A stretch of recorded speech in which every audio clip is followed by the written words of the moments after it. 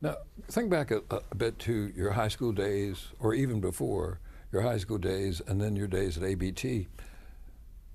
When do you think you thought of yourself as a leader? Oh, I think it was much later because people would ask, would say, "You're a leader," and I would say, "No, I'm just a participant."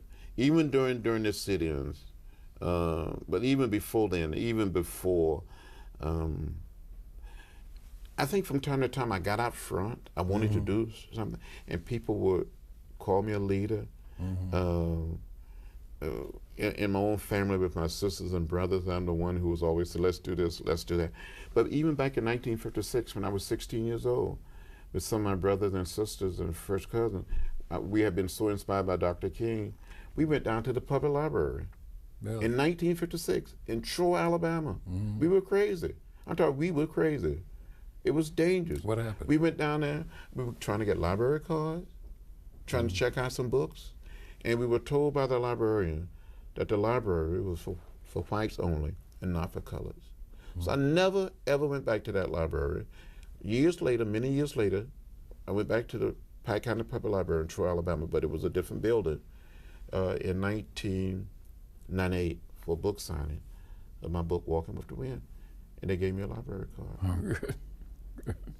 Good. It just took all those many years to get it. But never a point where you said to yourself, not in a boastful way, but I am a leader and I'm responsible for these other people. I have to give them direction. Well, during the sit-ins, and even before I had been elected president of the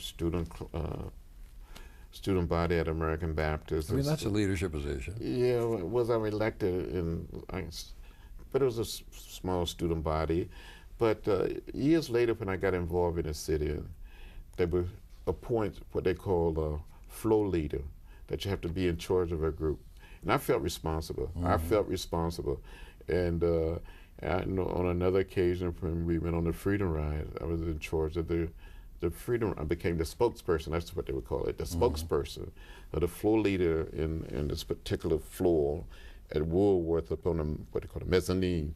I was in charge of that group. And then on the Freedom Ride, when we picked up after a court dropped the ride, I was the spokesperson for the group. So in a sense, I guess I was a leader. But I always called myself a participant, not a leader. For some reason, somehow, I didn't want to emerge as the leader or as a leader. I wanted to be considered just one of the participants. You know,